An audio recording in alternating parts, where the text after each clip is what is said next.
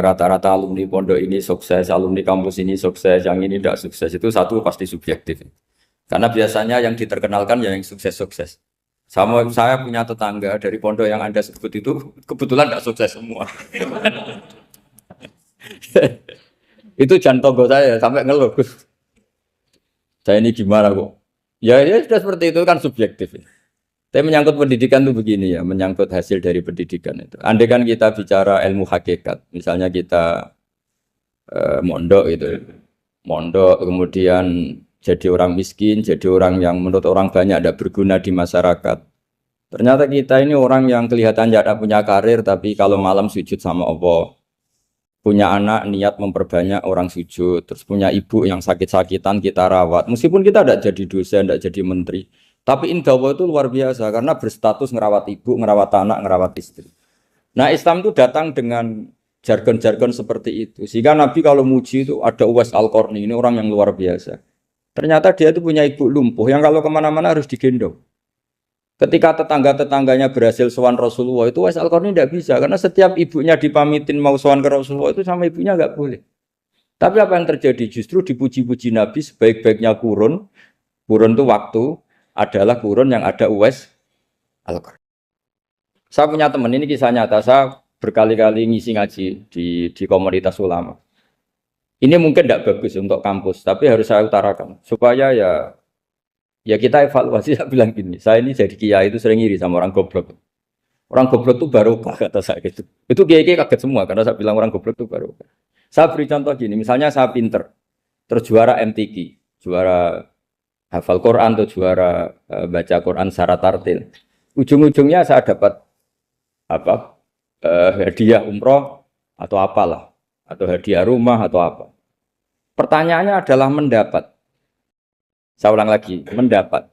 Sementara ada santri yang bodoh, gara-gara bodoh itu dosen UI yang enggak, jadi kiai yang enggak, akhirnya dia jadi pekerja di Korea. Barokahnya bodoh tadi. Karena di Korea melihat orang ateis, akhirnya dia kepikiran bikin masjid. Sebagian gajinya disumbangkan untuk masjid. Ini bodoh pendiri masjid. Tapi kita gara-gara dosen dakwah di masjid, ini pinter dapat uang dari masjid. Nah ini bukan nyindir, ini biasa saja, ini maksud saya. Maksud saya, kamu jangan ngabaikan hidup. Akhirnya apa yang terjadi? Saya ini punya teman ini betul. Saya ini kan kecelok dulu tuh Gus Alim. Nasib saya di mana-mana dihormati. Kadang saya merasa dosa. Kok dihormati? Saya punya teman, dulu gobloknya minta ampun sekolah, sekelas sama saya. Gobloknya, soalnya gobloknya harus disepakati. Sudah. Ya, goblok mujma'al ya kira-kira. Singkat cerita, dia itu hidup di pedalaman Kalimantan sekitar tahun 92. Dulu kan biasalah di dalam hutan itu pasti ada penebangan hutan macam. Dia ada bosnya, yang jelas dia ada bosnya. Saya yakin juga agak kriminal. Karena dia tidak yang illegal logging. Pokoknya ditakdir dia hidup di tengah hutan. Ikut orang. Setelah itu dulu nggak ada HP. Sering kirim surat ke saya, Gus, saya ini hidup di tengah hutan. Tapi saya ini muslim, pernah mondok. Kalau nggak bikin sumpah itu nggak enak. Bikinlah dia Jumatan. Nah karena dia pernah ngaji fikih Syafi'i, kalau Jumatan nggak ada orang 40 itu harusnya zuhur, tidak Jumatan. Tapi orang yang kerja di situ tidak mau. Wong dino Jumat kok zuhuran loh Pak. Kalau dino Jumat ya Jumatan ya. Tanya saya, Gus itu kalau ada kaulnya enggak supaya Jumatan ndak orang 40 sah. Singkat cerita dia lama-lama jadi pendiri masjid di situ. Dia punya sedikit gaji ya dipakai masjid, punya sedikit tanah diwakafkan untuk masjid. Artinya apa? Indawa ini banyak orang bodoh, ternyata di komunitasnya dia muassis, pendiri, pemberi. Sementara kita yang kecelok pinter, dapat umroh, dapat bonus. Kira-kira nanti kita ketemu Allah. Kamu pernah nyumbang Islam apa? Yang bodoh jawab, oh nanti Gusti bikin masjid di pedalaman. Kita yang pinter. Kayaknya kalau memberi, enggak lah Gusti. Reputasinya mendapat. Ketika Nabi memenangkan perang Badar, itu ada Asra Badrin, tawanan-tawanan perang Badar. Nabi suka musyawarah, suka rembukan. Ya Abu Bakrin, menurut kamu tawanan ini diapakan? Kata Abu Bakar, hum asyiratuka. Mereka itu keluarga engkau, orang-orang Quraisy. Ya dibebaskan saja. pakai tebusan. Nanti uang itu kita kelola supaya jadi penguat Islam dan orang-orang ini merasa utang jasa karena harusnya dibunuh tapi kita bebaskan. Terus tanya, bagaimana kamu ya Umar menurut kamu? Kata Umar, ini kan orang-orang yang dulu ingin bunuh kamu, yang ingin menghabisi jenengan, ingin dan sudah ngusir jenengan. Ya setelah ketangkap ya dibunuh kok repot. Apa kata Rasulullah? Rasulullah spontan ngendikan inna masalah kayak Abu Bakrin kama sali Ibrahim. Kamu ibarat kayak Nabi Ibrahim. Izqala faman tabi'ani fa innahu minni wa man asani fa innakal ghafurur rahim. Jadi Nabi Ibrahim itu unik. Melihat umat itu sesyafakoh itu. Safakoh itu banget sayangnya. Nabi Ibrahim cara berpikir, faman tabi'ani fa innahu minni, orang yang ikut saya ya Allah pasti golongan saya, tentu layak masuk surga.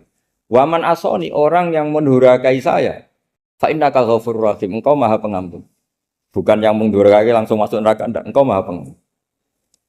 Wa masalu kaya Umar kama salin Nuh, isqala rabbi la tadzar ala ardi minal kafirin dajjara. Umar, kamu mirip Nabi Nuh, inginnya semua orang kafir dihabisin. Ya masyhur kan Nabi Nuh itu nggak ingin ada orang kafir sampai ada banjir tufan. Nah kalau sampean tanya bedanya apa dengan garis keras sekarang? Bedanya ya beda sekali. Kalau Nabi Nuh benci sama orang kafir itu diserahkan yang punya.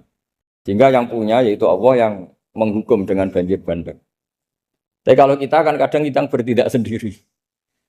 Jadi potensi disalahkan. Yang jelas dalam hadis-hadis sahih, Nabi Nuh itu tidak bisa mensyafaati karena itu. Ketika diminta ini hadis sahih bukan ada di Bukhari, ada di Muslim. Karena biasanya kalau di kota itu ditanya ini sahih enggak? Untungnya yang tanya kadang enggak paham, ini alhamdulillahnya jadi wah repot. Nabi Nuh itu diantara sebabnya enggak bisa mensyafaati adalah pernah corong Jawa maksudno kaume. Kalau dalam bahasa Arab itu da'a li Zaidin berarti mendoakan positif, kalau da'a la Zaidin mendoakan negatif. Kalau orang Jawa itu ada doa, ada pasot. Nabi Nuh adalah orang yang pernah maksudkan kaumnya. Nah, saya cerita sedikit tentang Nabi Nuh dan Nabi Ibrahim.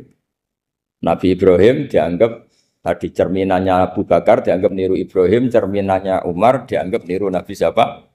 Nabi Nuh. Lalu kalau sampean tanya, bedanya gimana? Begini logikanya. Kita mengkaji secara akademik begini. Ada ulama besar, namanya Abdul Hasan Asyadzili, itu masyhur di Indonesia menjadi Thariqah Asyadziliyah.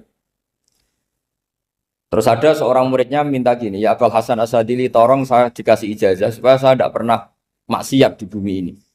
Karena saya takut sama Allah, kalau saya maksiat itu merasa tidak nyaman dengan Allah. Abdul Hasan Asyadzili ini malah marah besar. Atuhibbu alla tadhharu maghfiratu. Kalau kamu tidak pernah maksiat, berarti kamu suka maghfirahnya Allah Ta'ala itu tidak kelihatan. Karena tidak ada yang maksiat. Tapi bukan dukung kamu yang tidak ada. Ini cerita ilmiah. Tapi kalau Sayyid Abdul Al-Haddad, itu kebalikannya. Ada orang fasik gitu, hidup berkeliaran, mengganggu masyarakat, ganggu ketertiban agama. Ada kiai atau siapa gitu mendoakan supaya tobat atau dikasih panjang umur supaya nanti bisa tobat. Itu beliau, Sayyid Abdul Al-Haddad marah besar. Man da'a li fasikin bil baqa faqad ahabba ayu sawahu fi ardi. Orang yang mendoakan orang fasik hidup berarti dia suka Allah dimaksiati di buminya. Jadi akhirnya jadi kutub besar, yang satu Sadziliyah, yang satu Haddadi. Kenapa ya? Karena tadi yang satu cerminan Nabi Isa, yang satu cerminan Nabi Yahya. Sebagaimana sabda Rasulullah tadi, ulama ummati ka anbiya'i bani Israil. Juga masyhur dalam aplikasi pengajaran juga gitu. Masyhur sekali dalam kitab-kitab diceritakan. Kalau Sayyid Abdul Al-Haddad, kalau ada orang sowan itu, kamu ngaji sama siapa? Sama si A. Gitu. Pernah nangis gak pas ngajar? Gak pernah. Udah gak terus, gak usah diterusin ngaji orang seperti itu. Hatinya atas, ya. Wong orang iso nangis. Ya. Tapi kalau Abdul Hasan Asyadzili kebalikan. Kamu ngaji sama siapa? Sama si A. Gitu. Pernah tertawa enggak kalau ngaji? Enggak pernah. Udah, enggak usah ngaji sama orang itu. Orang enggak bisa syukur. jadi itu manhaj besar. Nah, akhirnya orang-orang kayak kita ini enggak jelas semua. Nangis ya bisa, syukur, guyu ya bisa. Cuma celakanya kalau kita nangis karena enggak punya uang, kalau guyu karena punya uang, itu masalahnya. Tapi kalau wali-wali dulu enggak. Kalau senyum ya karena saking yakin rahmatnya Allah itu wasiat rahmatu. Kalau nangis ya karena takut azabnya Allah. Kalau kita kan enggak, sangat-sangat materialistik. Ini yang membedakan kita. Sebenarnya nangis dan senyum itu satu keharusan karena Allah punya madharul jalal. Ketika Allah dengan sifat keagungannya, maka kita ini cara Jawa serako bersenyum. Tapi Allah itu kadang sebagai madharul jamal. Adanya satu keasikan. Sehingga yang merengut itu yang salah. Makanya dalam ilmu tasawuf, kutub wali itu hanya dua. Allah dengan madharul jalal, dengan Allah yang madharul jamal. Contoh madharul jalal misalnya gini. Ketika Nabi Musa ingin melihat Allah, saking kangennya ingin melihat Allah, Rabbi arini anzur ilaik. Ya Allah, saya beri hak untuk melihat engkau. Allah dengan jalalnya gini, Allah itu qadim, superior. Tentu gak layak tersentuh barang hadis. Barang hadis itu makhluk. Sehingga ketika falam mata jalla rabbuhu lil jabali ja'alahu dakka wa kharra Musa sa'iqa. Sehingga enggak levelnya apapun hebatnya Nabi ini tetap makhluk. Sementara Allah itu qadim. Enggak kuat. Makhluk yang fana ini, yang profan ini enggak kuat. Enggak kuat menampung zat yang qadim, yang superior. Sehingga gunung pun hancur. Nabi Musa pingsan. Tapi ketika Allah dengan madharul jamal itu Allah dengan keindahannya, dengan kasih sayangnya, memberi hak makhluknya untuk melihat. Nah, di sini ini Allah sering ngendikan wujuhu yauma idzin nadhirah ila rabbiha nadhirah. Nanti ada wajah-wajah yang di surga itu melihat saya kata. Tapi apakah betul melihat kayak saya melihat dosen, melihat Pak Rektor, melihat teman-teman itu tidak bisa. Karena Allah itu qadim, sehingga meskipun manusia ahlul jannah melihat Allah, tetap Allah ngendikan la tudrikuhul absar wa huwa yudrikul absar. Karena Allah di balik jamalnya ya punya jalal, di balik jalalnya juga punya jalal. Sehingga selalu di Quran itu diulang beberapa kali supaya proporsional. Nah, kenapa ahli sunnah tetap berkeyakinan Allah bisa dilihat? Logikanya begini. Fa inna kulla maujudin yasihu ayyura. Allah itu zat sing nyata-nyata wujud dan punya eksistensi. Di mana-mana sesuatu yang wujud itu layak untuk bisa dilihat. Lalu pertanyaannya gini, kenapa kita tidak bisa melihat sekarang kok nunggu di akhirat? Karena mata kita sekarang itu profan, fana. Sementara kita setelah di surga, tubuh kita didesain abadi. Ya, saya ulang lagi ya, setelah kita di surga, semua fisik kita ini didesain abadi. Tentu karena desainnya sudah abadi, layak melihat zat yang abadi. Tapi pertanyaannya, kenapa tidak bisa ikhatoh, tidak bisa melihat sampai faham, la tudrikul absar? Karena abadi kita itu diabadikan. Sebagaimana surga abadinya diabadikan. Neraka ya diabadikan. Sementara Allah abadi dengan dirinya sendiri. Yaitu Al-Qayyum. Atau dalam bahasa ngajinya Qiyamuhu binafs. Nah lalu pertanyaan, makanya Mu'tazilah itu menentang betul kalau orang di surga bisa melihat Allah. Cara berpikir Mu'tazilah, melihat itu artinya yang dilihat ada arahnya. Sementara Allah terbebas dari arah. Tapi kata ahli sunnah cara berpikir tidak seperti itu. Melihat itu pokoknya tahu. Nah, tahu karena mata itu karena kita ditakdir tahu itu karena mata. Sebetulnya yang menjadikan tahu itu tidak mata. Ya kalau tahu ya tahu saja, bukan harus pakai mata. Itu cara berpikir ahli sunnah wal jamaah. Jadi sabri ya bocoran. Kenapa mazhab ahli sunnah itu yang dipilih oleh banyak mayoritas di dunia, jumhur itu. Ahli sunnah itu dianggap pikirannya lebih orisinal. Misalnya ahli sunnah kalau ditanya, kenapa kamu melihat? Ya melihat saja. Kenapa kamu mendengar? Ya mendengar saja. Kesannya itu tidak rasional, kayak orang yang nggak pinter itu. Tapi sebetulnya itu yang benar. Jadi cara berpikir ahli sunnah itu melihat itu menjadi tahu. Menjadi tahu itu bisa karena mendengar, bisa karena melihat, bisa karena dikasih tahu, bisa karena bersentuhan. Sebab itu di Quran itu ada ayat ala ya'lamu man khalaqa, bukankah zat yang menciptakan itu menjadi tahu. Sehingga kenapa Allah itu selalu tahu? Karena Allah yang menciptakan. Kalau kamu tahu karena mata, sekali itu jauh, maka kamu tidak melihat. Atau kamu sekarang buta, kamu tidak melihat. Atau tertutupi barang itu, maka kamu tidak melihat. Tapi kalau kamu tahu karena kamu menciptakan, maka akan melihat terus. Misalnya saya ini tukang batu. Saya ingat betul ketika saya bangun Monas, itu pulpen saya tak tanam di dalam Monas. Saya ingat betul kalau pulpen saya warnanya putih, tak tanam di Monas 2 meter dari pondasi.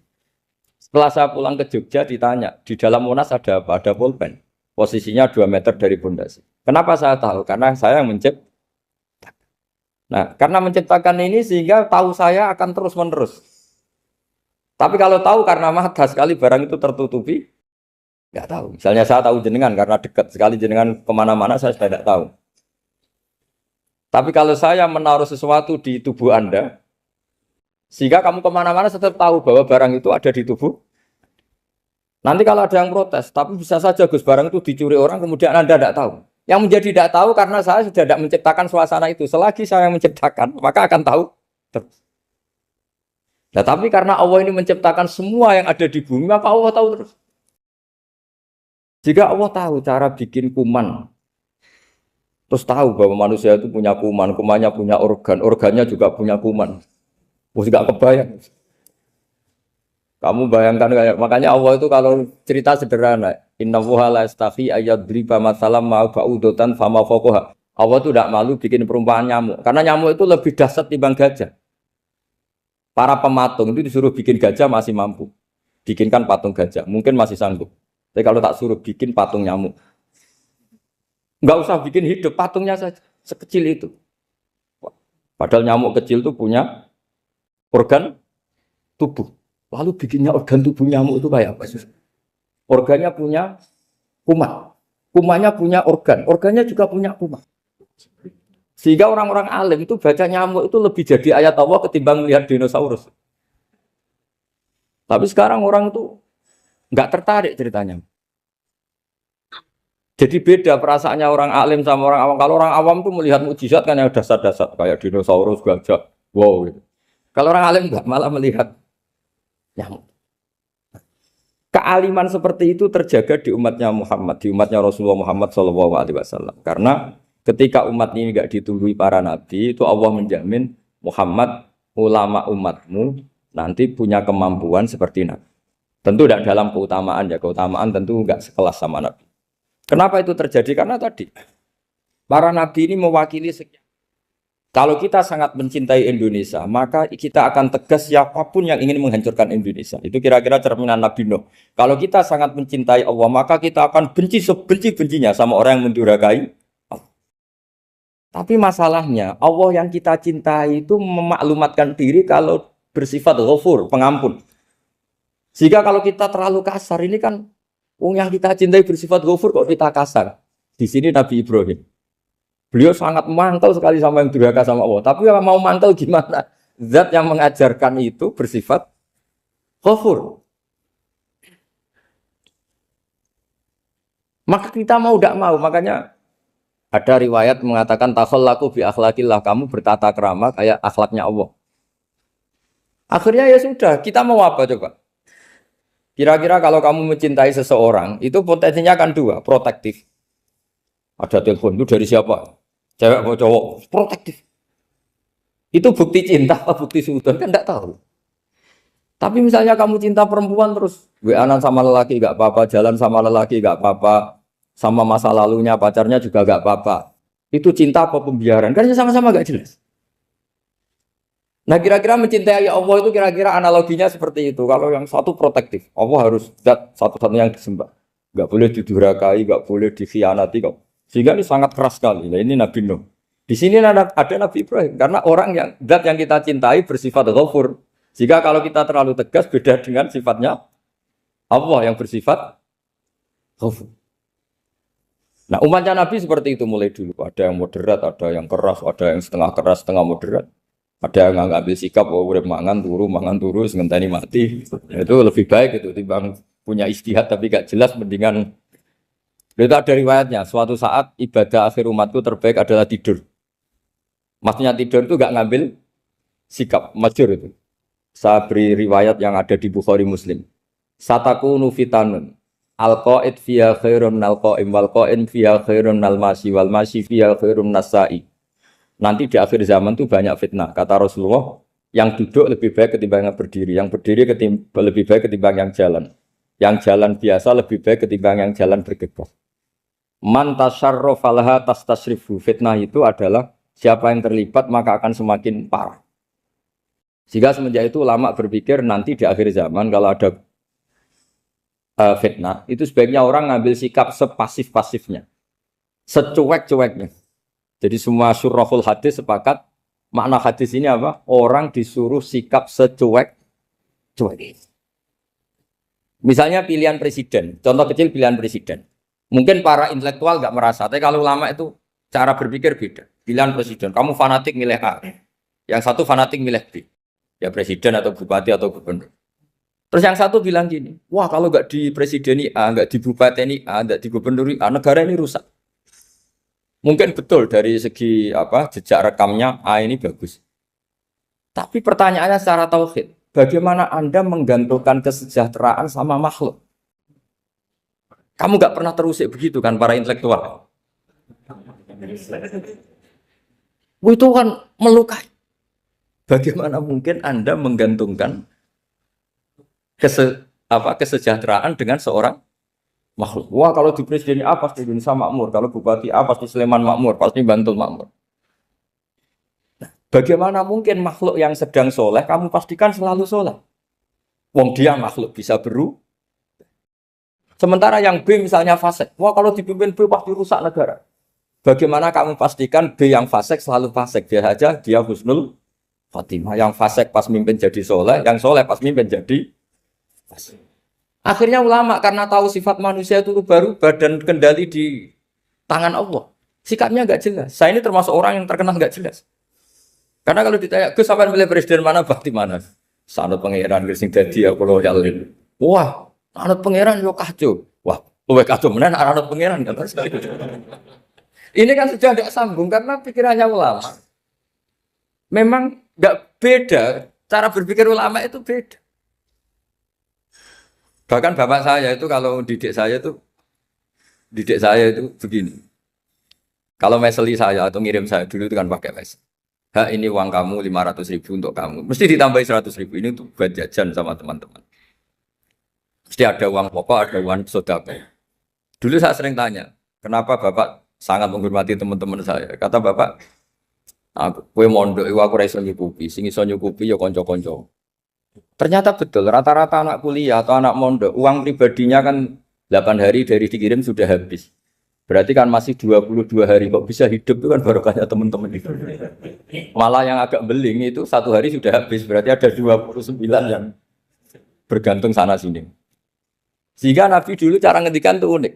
Kata Nabi, da'un nasa yarzuqu wahu ba'duhum ba'duh. Menusau barnawa, enggak saling memberi rezeki. Ketika ada collab, Medina itu pernah collab, terus sekarang pernah defisit. Beberapa pakar ekonomi datang ke Rasulullah, ya Rasulullah, sa'ir, tolong dikasih harga standar. Tapi apa jawabannya Nabi? La tusa'iru fa inna Allaha huwal musa'ir. Kamu jangan kasih harga, Allah sendiri yang menentukan harga itu. Terus kata Nabi, kenapa engkau begitu ya Rasulullah? Ini negara harus ditentukan harga karena gini-gini. Kata Nabi, saya tidak ingin ketemu Allah dalam keadaan dolim. Tapi ini tentu di teori ilmu modern ini masalah. Tapi menurut orang modern. Tapi kalau menurut ilmu hakikat itu nggak akan masalah. Misalnya, kenapa Nabi tidak menentukan harga dalam keadaan negara seperti itu? Jawabannya pakar-pakar hakikat. Ya saya ulang lagi pakar-pakar hakikat. Begini, misalnya ada orang menimbun supaya nanti harganya mahal. Terus ditimbun terus sampai nunggu harganya mahal. Lama-lama dia sadar kalau timbunannya nggak ada gunanya karena ternyata orang nggak beli. Nah, ketika orang tidak punya kemampuan beli, yang menimbun juga tidak punya uang. Nah, tapi kalau sampean tanya, tapi Gus nak tuku barang pokok kan kita mati karena kehabisan stok. Itu masalah tauhid Anda. Bagaimana mungkin kamu bayangkan seorang makhluk tidak bisa hidup atau nggak dapat rezeki? Nabi itu orang yang sampai ke derajat hakikat dari tidak pernah bayangkan gitu. Salah sampean jadi orang yang tauhidnya masalah. Sehingga terus bayangkan, wah kalau negara ini kayak, wah kita makan apa? Kalau negara nggak stabil, wah kita gimana? Itu tidak bisa seperti itu. Dulu ketika kita dijajah Belanda, itu kiai-kiai kita, Mbah Hasyim Asy'ari, Mbah Ahmad Dahlan, mondoknya di Mekah. Sampai alim alama, 2 beliau, Mbah Hasyim sama Mbah Ahmad Dahlan itu ngajinya sama-sama Syekh Khotib Minangkabau. Cuma Mbah Hasyim lebih menekuni ke Syekh Mahfud Termas, yang satu menekuni Syekh Khotib Minangkabau. Jadi 2 beliau itu ngaji di guru yang sama. Mbah saya, buyut saya itu ya sudah mondok Mekah. Zaman dijajah Belanda. Sekarang kita agak dijajah, agak mondok di sana. Buyut saya itu zaman itu sudah haji. Buyut kelima saya. Itu dulu kalau ingin cari tempat yang teduh, itu masuk ke gua. Itu masuk gua itu hanya kepalanya saja. Kakinya masih di luar. Karena gua di Arab tidak seperti gua di sini. Kalau gua di sini kan orang bisa masuk semua. Kalau gua Arab kan hanya apa celah-celah batu-batu besar. Sehingga ketika Rasulullah hijrah ke Madinah, singgah di Gua Sur, kata Abu Bakar gimana? Andai kan ya, ada orang kafir di depan gua. Kata Abu Bakar gimana? Andai kan mereka melihat kakinya, pasti melihat kita. Karena gua di sana itu satu tubuh tidak bisa masuk penuh. Kalau gua di sini kan ada yang mobil saja bisa masuk. Nah itu bahasa saya kalau mau istirahat itu masuk gua, separuh badan di dalam gua, separuhnya masih di luar. Nah sekarang terus kita bilang, wah kalau kita negara tidak stabil, kita haji kemana dulu zaman dijajah Belanda kita. Jadi yang berusaha terangkan di antara sifat dasar orang-orang baik adalah di mana saja, kapan saja itu memberi manfaat. Termasuk tentu saat paling sulit. Jadi Nabi Isa menceritakan dirinya itu wa ja'alani mubarakan nama kuntu, saya ditakdir Allah berada di mana saja memberi berkah, memberi kemanfaatan bagi orang lain.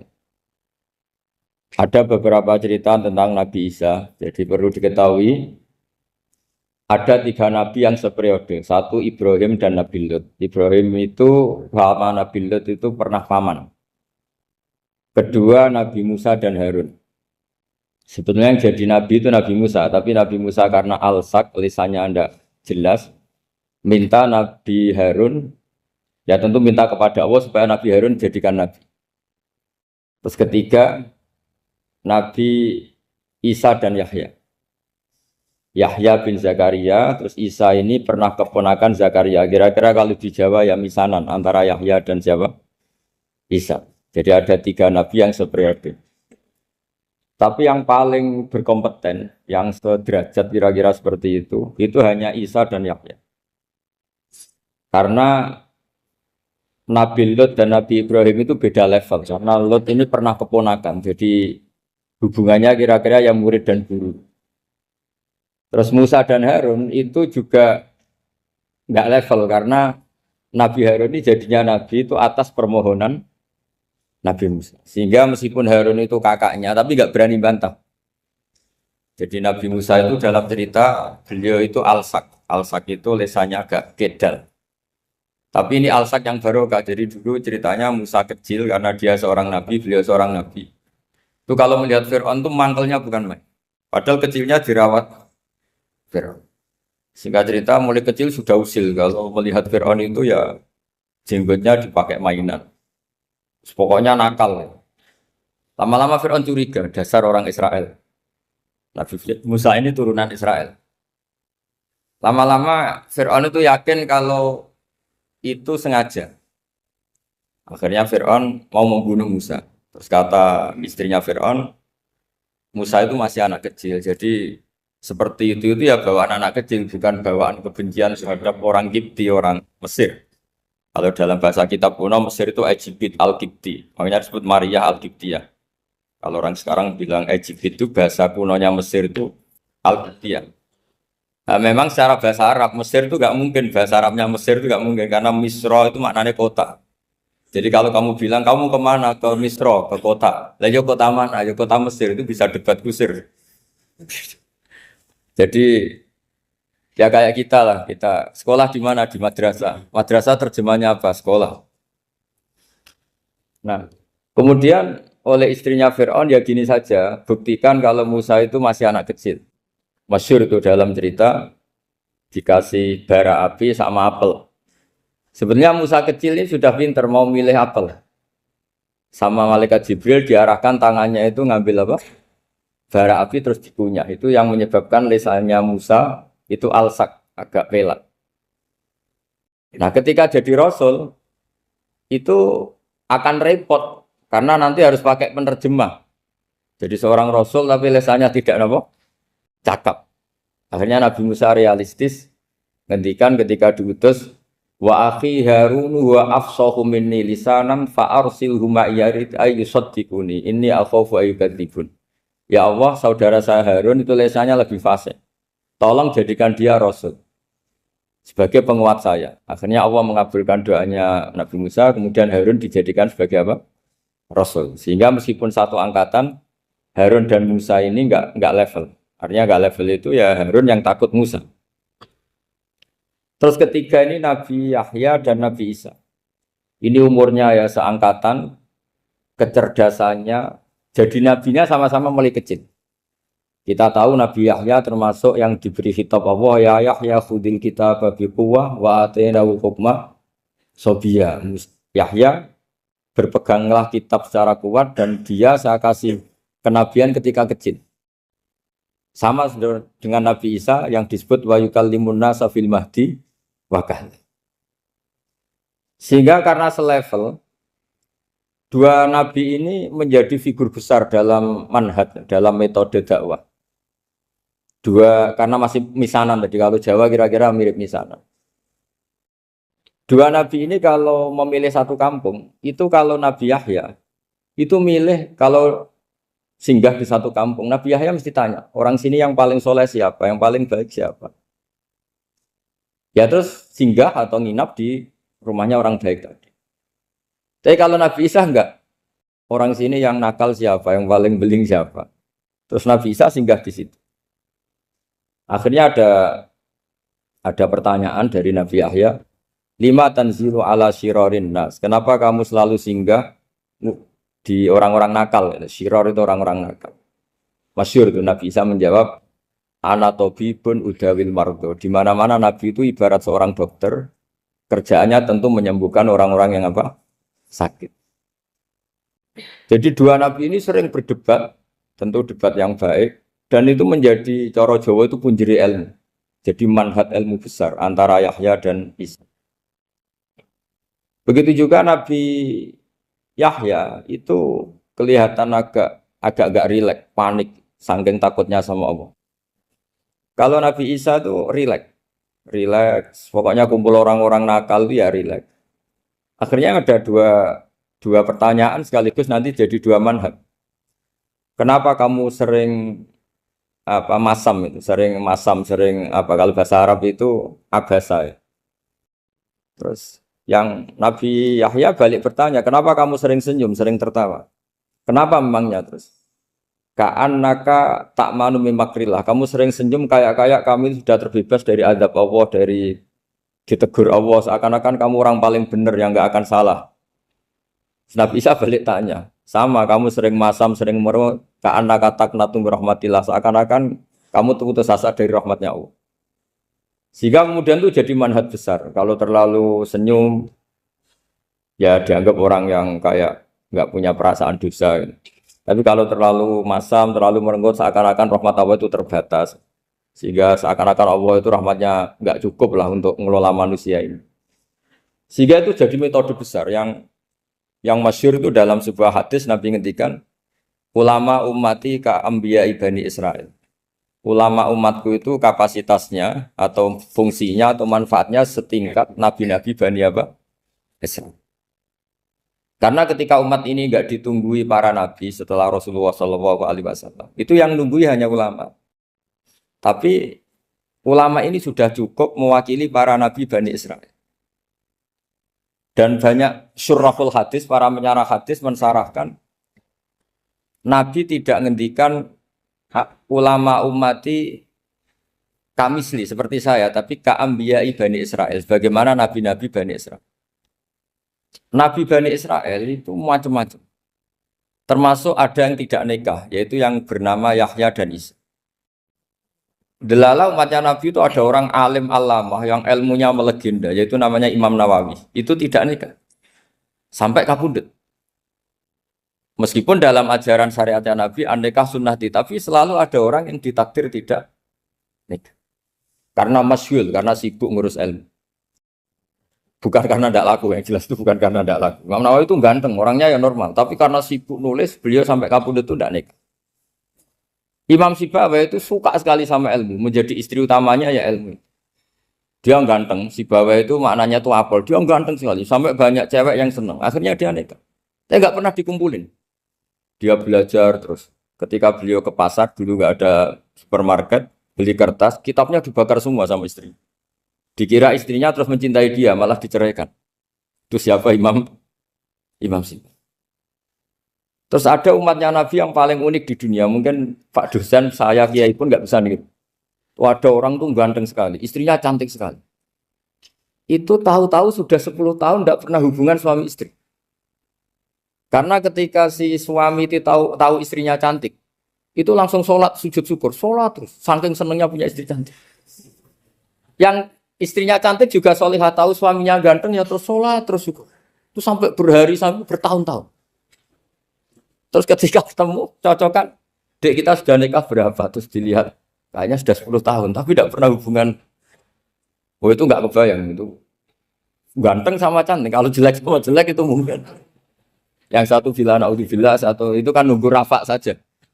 Ini nggak ganteng sama cantik. Nah kenapa kualitas ulamanya Rasulullah itu bisa seperti Nabi Bani Israel? Karena agama ini, umat ini sudah ada ditunggui para nabi. Jika mau tidak mau kualitas ulama, alhamdulillah barokahnya Nabi itu berkualitas kayak nabinya Bani Israel.